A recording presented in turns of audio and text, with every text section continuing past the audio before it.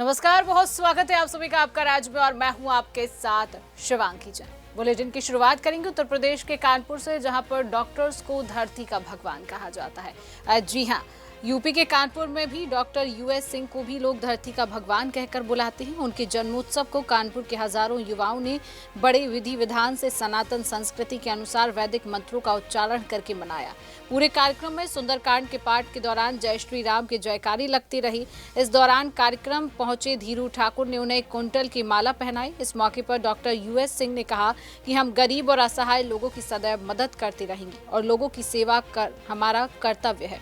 कार्यक्रम में शामिल हुए फुन्नू सिंह, ब्रजराज भदौरिया, आदित्य सिंह, मिंटू द्विवेदी, दीपक जादौन और हजारों लोग इस कार्यक्रम में शामिल हुए। के मसीहा और धरती के भगवान कहे जाने वाले हमारे डॉक्टर यूएस सिंह और जिनका जन्मदिन एक ऐतिहासिक जन्मदिन मनाया जा रहा है, जो युवाओं के दिल की धड़कन है। और हमारे बीच में कुछ डॉक्टर साहब के जो युवा साथी हैं, उनसे ही जानने की कोशिश करेंगे कि किस तरीके जो है खुशियां मना रहे हैं। भैया, क्या नाम है आपका? हमारा अवधेश सिंह बउआ ठाकुर, जो कि हमारे बड़े भाई का जन्मदिन डॉक्टर यूएस सिंह जी का हजारों कार्यकर्ताओं के साथ हजारों विधायक सांसद सभी ने मिलकर धूमधाम से मनाया है, जिसमें हमारे खाड़ेपुर की टीम, अर्रा की टीम सभी ने मिलकर 1 कुंटल 1 किलो का जेसीबी से माला आया है और चांदी का मुकुट हम लोगों ने पहनाया है और भैया का बहुत धूमधाम से जन्मदिन मनाया अच्छा, गया। जिस तरीके डॉक्टर साहब को धरती का भगवान कहा जाता है, तो हमारे डॉक्टर साहब जाते हैं और स्वास्थ्य के मामले में जिसके बाप ऐसा होता है, नहीं होता तो भी इलाज करते हैं वो। और हमारे बीच में कुछ युवा साथी हैं, उनसे भी जानते। भैया, क्या नाम है आपका? दीपक जादौन। अच्छा, आज डॉक्टर साहब के जन्मदिन में आए हो, किस तरीके शुभ संदेश देना चाहते हैं? उनकी तो जिन्होंने हमारे बीच में जो डॉक्टर साहब को 1 कुंटल 1 किलो की वो माला पहनाई है और बड़ा ही शुभ दिन जो हमारे बीच में जो धीरू ठाकुर है, जिनका जागरण भी जो हमारे दक्षिण में एक मुकाम हासिल किए है। हमें लग रहा है कानपुर क्या यूपी में इतना बड़ा जागरण नहीं होता होगा। हमारे धीरू जी हैं, जिन्होंने डॉक्टर साहब के जन्मदिन के शुभ अवसर पर 1 कुंटल 1 किलो की माला भेंट की है। और क्या कहना चाहते हैं डॉक्टर साहब के लिए? हमारे हम अपने बड़े भाई को बहुत बहुत धन्यवाद देना चाहेंगे और कहना चाहेंगे भगवान को लंबी लंबी उम्र प्रदान करे और ऐसे ही सबकी सहायता करते रहें। जय जय श्री राम। अच्छा, ये हमारे डॉक्टर साहब जो युवाओं के दिलों में राज करते हैं, इसके लिए किस तरीके जो प्रेम बनाए हैं? उनका जो युवाओं के प्रति हृदय में उनके आभार है और दिल में जो भी प्यार है उसके लिए बहुत बहुत धन्यवाद है। और ये सबके लिए एक समान एक भाव से काम करते हैं और में अपने जो भी हमारे बीच में जो धरती के भगवान और युवाओं के दिल की धड़कन है, हमारे डॉक्टर साहब जो यूएस सिंह, जो हर गरीब के भी दिल में राज करते हैं, क्योंकि गरीबों के भी मसीहा कहे जाते हैं, जिनका अस्पताल भी है। और जो गरीब परिवार है, जिनके लिए जो है पैसा ना भी होने पर भारी इलाज किया जाता है, सुविधाएं दी जाती हैं। अगर किराया नहीं है तो उनको घर तक गाड़ी से भिजवाते हैं। हमारे डॉक्टर साहब, सुदर्शन न्यूज में आपका स्वागत है। और आज आपका जन्मदिन है, हजारों के भीड़ में जो है युवा आए हैं और बड़ा अच्छा जो है लगा। 1 कुंटल 1 किलो की माला भी पहनाई गई। क्या कहेंगे युवाओं के लिए? युवाओं के लिए मैं इतना ही कहना चाहता हूँ, हमारे छोटे प्रिय भाई दिल के टुकड़ों के हिसाब है। मेरा दिल का टुकड़ा जितना बड़ा उससे बड़ा मेरे छोटे भाइयों का दिल है हमारे लिए। और हम इतना ही कहना चाहते हैं, जो समाज में उन लोगों ने हमें इज्जत दी है उसका मैं साधुवाद और धन्यवाद देता हूँ। और हमारे बड़े भाई गणेश मिश्रा जी, जो व्यापार मंडल के करही के सॉरी ये उत्तर प्रदेश के महामंत्री हैं, ये हमारे बारे में तो सब बोलेंगे। ये अब बात करेंगे उत्तर प्रदेश के रायबरेली से, जहां पर राज्य मंत्री ने देश के प्रधानमंत्री नरेंद्र मोदी का आभार व्यक्त किया है। जहां उत्तर प्रदेश सरकार में राज्य मंत्री दिनेश प्रताप सिंह ने गुरु गोविंद सिंह पर्यावरणीय उद्यान में अंग्रेजी नववर्ष पर आयोजित एक कार्यक्रम में सभी को अंग्रेजी नववर्ष की शुभकामनाएं दी हैं। इस मौके पर उन्होंने कहा है कि भारतीय संस्कृति में जुड़ने और जोड़ने से अधिक शुभ कार्य कोई नहीं होता है। उन्होंने कहा कि 1 जनवरी को इस बार दुनिया के सर्वाधिक लोकप्रिय जननेता भारत के प्रधानमंत्री नरेंद्र मोदी ने उन्हें आशीर्वाद देने के लिए समय निकाला है। हम लोगों को इसका सौभाग्य मिला कि अपने परिवार की 3 पीढ़ियों के साथ देश के यशस्वी प्रधानमंत्री जी का आशीर्वाद मिला। देखिए, राजनीतिक क्षेत्र में इतना बड़ा विशाल देश है, किसी न किसी राज्य में कुछ न कुछ होता रहता है, होता रहेगा। हम आप अपने परिवार में भी प्रतिदिन की घटने वाली घटनाओं को देखें तो कुछ न कुछ परिवार में होता रहता है, तो देश में भी होता रहेगा। और ये तो प्राकृतिक रूप से है, कोई ऐसी बड़ी बात नहीं है। देश पूरी तरह से मोदी जी के हाथों में सुरक्षित है। देशवासी मोदी जी के हाथों में सुरक्षित है। थोड़ी बहुत कहीं जहां चार बर्तन होते हैं, खनकते हैं, होता होगा, लेकिन कोई ऐसी असुविधा किसी रूप में नहीं है। देश को पूरा भरोसा अपने प्रधानमंत्री पर है। महाकुंभ शुरू हो रहा है, पटेल को महाकुंभ शुरू हो रहा है और लखनऊ प्रयागराज जो रायबरेली प्रयागराज सड़कें हैं वो भी बन रही है। कब तक पूरा हो जाएगा, कुछ समीक्षा इस पे हुई है? आपको महसूस होता होगा उत्तर प्रदेश के यशस्वी मुख्यमंत्री जी इस मार्ग के लिए कितना संवेदनशील हैं कि कभी कमिश्नर निरीक्षण करते हैं तो कभी राज्य का मुख्य सचिव इस सड़क को निरीक्षण करने आता है कि जितनी जल्दी हो सके बन जाए।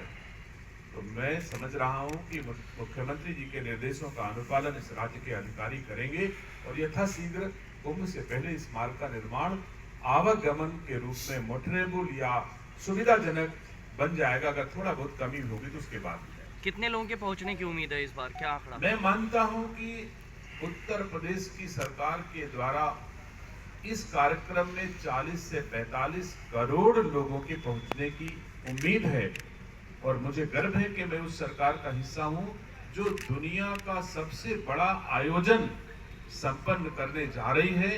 इतनी सारी सुख सुविधा सुरक्षा के साथ में करनी जा रही है।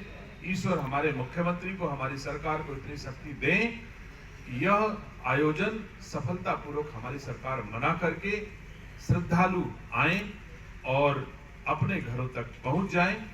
मैं रायबरेली वासियों को भी आपके माध्यम से आमंत्रित करता हूं कि आप सब कुंभ आए, पुण्य कमाएं। सरकार आपकी सेवा, सम्मान, सहयोग, सुरक्षा सुनिश्चित करेगी। बीजेपी के सहयोगी दल अपना दल के एक नेता हैं जिनका आरोप लगा है कि एसटीएफ और जो सचिव हैं उन पर, उसको लेकर क्या बातें चल रही हैं? देखिए, ये शिकायत परिवार में जायज है, हो सकता है अगर किसी को शिकायत हो तो वो शिकायत दूर भी होती है। हमारा ये परिवार है, एनडीए का परिवार है, परिवार के सभी हिस्सा हैं।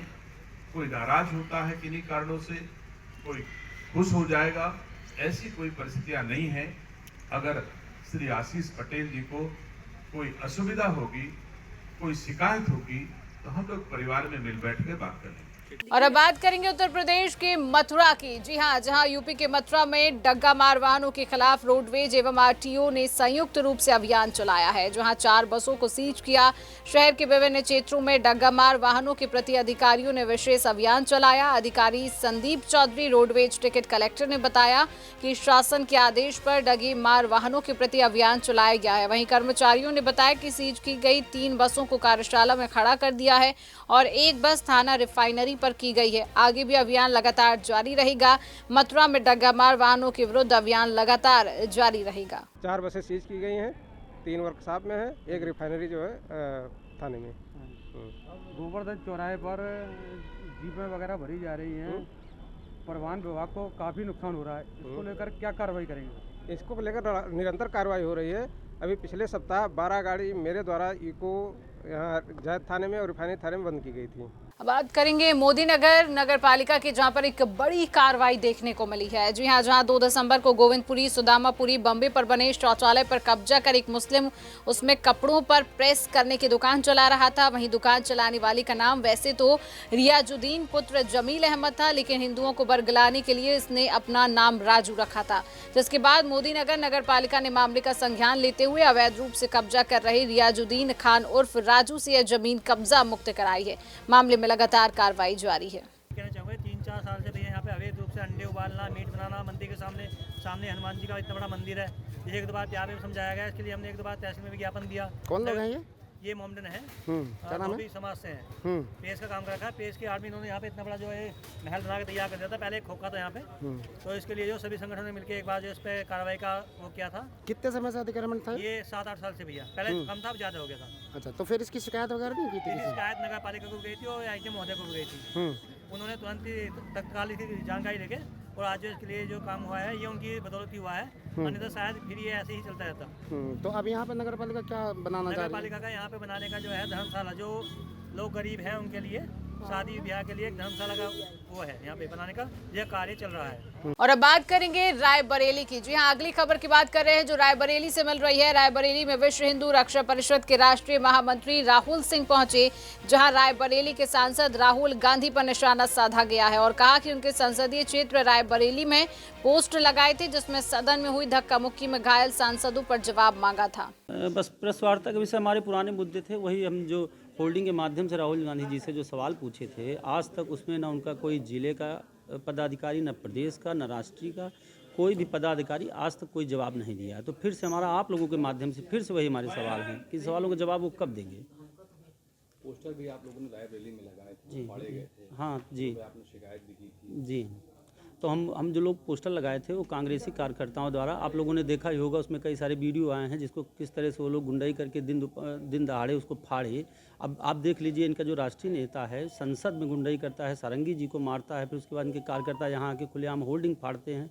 तो ये कांग्रेस पार्टी अब गुंडाई पे उतारू है। अब इसको पता चल गया है कि ये चुनाव और वोट से अब ये सत्ता नहीं पाएगी। अब ये पूरी गुंडागर्दी करके सत्ता हथियाने पर लगी हुई है। अब पूरी तरह से गुंडाई पे उतारू हैं लोग। राहुल गांधी संविधान की बात करते हैं, संविधान की किताब भी लेके चलते हैं जी, और ये क्या लगता है नियमता है जिस तरह से घटना हुई कांग्रेस? ये संविधान की बात, संविधान को ये मानते ही नहीं। अगर संविधान को ये मान रहे होते हमारे ख्याल से, तो संविधान का जो पहला पृष्ठ है उसमें ही राम दरबार है, और जब भगवान राम की प्राण प्रतिष्ठा अयोध्या में हो रही थी तो वहाँ पे इनको आमंत्रण दिया गया, लेकिन 500 साल बाद इतनी बड़ी घटना जो हुई उस पर भी ये वहाँ नहीं पहुँचे। तो ये संविधान को नहीं मानते। जो आदमी संविधान को मानेगा वो प्रभु श्री राम को भी मानेगा, क्योंकि राम दरबार ही पहला पृष्ठ है ना, तो कहाँ संविधान को मानते। प्रयागराज में महाकुंभ होने जा रहा है, इसको लेकर के आप कहना चाहेंगे? प्रयागराज में महाकुंभ बहुत बढ़िया है। अब की बार का जो आयोजन है, बहुत बड़ा आयोजन मुख्यमंत्री योगी आदित्यनाथ जी द्वारा कराया जा रहा है, जिसमें 45 से 50 करोड़ लोगों की संभावना है पहुँचने की। तो ये आयोजन बहुत ही बढ़िया है। तो विपक्ष के क्या राहुल विपक्ष का कोई नेता नहीं पहुंचेगा। ये लोग वोटों की राजनीति करते हैं, इनको वोटों से लेना देना है, उनको कुंभ से कोई मतलब नहीं। अभी इनको पता चल जाए कि कोई मुस्लिम का कोई बहुत बड़ा कार्यक्रम चल रहा है, कोई उस तरह का, तो वहाँ पूरी तरह से इनकी सक्रियता रहेगी। लेकिन हिंदू देवी देवताओं का लगातार ये अपमान करते हैं, हिंदू के बारे में इतना उल्टा सीधा ये बोलते हैं। क्या हिंदू कार्यक्रम में शामिल होंगे? बिल्कुल नहीं शामिल होंगे। जब इतनी बड़ी घटना 5 साल राम मंदिर में शामिल नहीं हो पाए तो कुंभ में कहाँ शामिल होंगे? आगे आप लोग लड़ाई किस तरह से? लड़ाई एकदम अब इनके खिलाफ बिल्कुल जारी रहेगी। रायबरेली में रोड से लेकर हर तरह इनका जहां जैसे होगा, जिस तरह की इनके कुकर्त हैं, इनका जम के विरोध होगा और पूरी तरह से हम लोग सक्रियता बना के रखें। और अब बात करेंगे लखीमपुर खीरी से। जी हां, लखीमपुर खीरी में कोतवाली गोला गोकर्णनाथ पुलिस चौकी नानक क्षेत्र के मोहल्ला मुन्नूगंज का पूरा मामला है, जहां एक मकान की 2 मंजिल पर अरविंद वर्मा उम्र लगभग 34 वर्ष का शव मिलने से पूरे मोहल्ले में सनसनी का माहौल बन गया है। फिलहाल नानक पुलिस चौकी इंचार्ज योगेश कुमार ने मृतक अरविंद वर्मा के शव को अपने कब्जे में लेकर पोस्टमार्टम के लिए और मामले में जांच जारी है। और बात करेंगे अगली खबर की, जो सूरत के गुजरात से मिल रही है। जी हां, जहां अंतर्राष्ट्रीय हिंदू परिषद के अध्यक्ष प्रवीण तोगड़िया ने सूरत का दौरा किया। आगामी महाकुंभ में अंतर्राष्ट्रीय हिंदू परिषद द्वारा की जाने वाली व्यवस्थाओं की जानकारी दी है। सूरत शहर के कतार गांव हाउस सोसाइटी में अंतर्राष्ट्रीय हिंदू परिषद, राष्ट्रीय बजरंग दल, सूरत महानगर हिंदू हृदय सम्राट डॉक्टर प्रवीण भाई तोगड़िया ने प्रयागराज महाकुंभ में व्यवस्था को लेकर जानकारी दी है। उत्तरायण से तीर्थराज प्रयाग में 12 वर्ष में मिलने वाला महाकुंभ आ रहा है, जिसमें 30 से 40 करोड़ लोग आएंगे ऐसा उम्मीद है। अंतर्राष्ट्रीय हिंदू परिषद, राष्ट्रीय बजरंग दल ने 15 जगह पर 1.5 महीना भंडारा चलाकर 1.25 करोड़ लोगों को खिलाना, हर रोज 1 से 1.5 लाख लोगों को चाय पिलाना, 1 लाख कंबल की बैंक बनाकर लोगों को कंबल देना, 100 जगह पर लोगों को पीने का गर्म पानी मिले यह सुविधा देना, और हर रोज लगभग 8000 तीर्थयात्रियों को हम निवास की मुफ्त में व्यवस्था देंगे। ऐसी व्यापक हमने सेवा की योजना बनाई है, और यह कुंभ में गांव-गांव में हनुमान चालीसा स्वरूप हो, वह भी संदेश हम देने वाले हैं। और अब बात करेंगे अगली खबर की, जो मध्य प्रदेश के धार से मिल रही है। मध्य प्रदेश के धार के पीथमपुर में यूनियन कार्बाइड कचरा जलाने का विरोध किया गया है, जहां हजारों लोग सड़क पर उतर आए हैं। पीथमपुर में यूनियन कार्बाइड का कचरा जलाने का विरोध किया गया और पीथमपुर में हजारों लोग सड़क पर उतर आए, जहां महाराणा प्रताप बस स्टैंड पर जमकर नारेबाजी की गई है और सुरक्षा के लिए भारी पुलिस बल तैनात रहा। इस दौरान 2 लोगों ने आत्मदाह की कोशिश करते हुए खुद को पेट्रोल डालकर आग लगाई है। अभी पीथमपुर बस स्टैंड पे लोगों का प्रदर्शन कर रहे हैं कचरे के विरोध में, तो उन लोगों को हम समझाने का प्रयास कर रहे हैं कि जो भी प्रोसेस हो रही है वो साइंटिफिक तरीके से हो रही है और आगे भी उसमें अगर प्रोसेस अभी होती है तो वो पूरी निगरानी में और साइंटिफिक तरीके से होगी। लोगों से यही अपील है कि कृपया शांति बनाए रखें और प्रशासन का सहयोग करें। बल प्रयोग भी करना, सभी से अपील है कृपया शांति बनाए रखें। मैं ये पूरा मार्केट को ऑब्जर्वेशन करके मैंने ये देखा कि आज व्यापारी लोगों ने बड़ा अच्छा समर्थन किया है। पूरा पीतमपुर बंद है और हमारे जो माननीय मुख्यमंत्री जी हैं उनका ये कहना है कि कोई कचरा खराब नहीं है, कचरा जलाने से कोई नुकसान नहीं होगा। तो अगर नुकसान नहीं होगा तो इसको भोपाल में क्यों नहीं जलाया गया? 40 साल अगर वही पड़ा रखा तो इसको भोपाल में जला देना था। जो हमारी राम की कंपनी है इसमें ही जलाना क्यों है?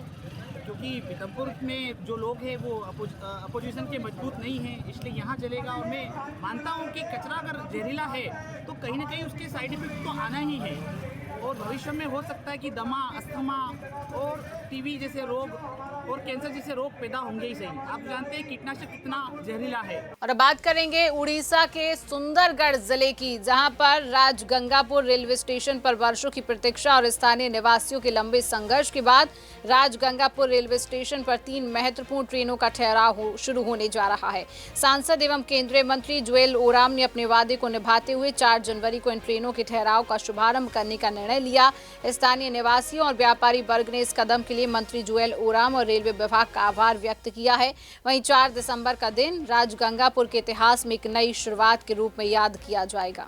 देखिए 4 जनवरी को माननीय जो हमारे मंत्री महोदय हैं जुएल ओराम साहब, वो हमारे भी चाहेंगे और यहाँ से 3 ट्रेनों का जो स्टॉपेज मिला है उसका उस दिन वो झंडी दे के ट्रेन का स्टॉप स्टार्ट करवाएंगे। तो उस दिन एक प्रोग्राम रखा गया है।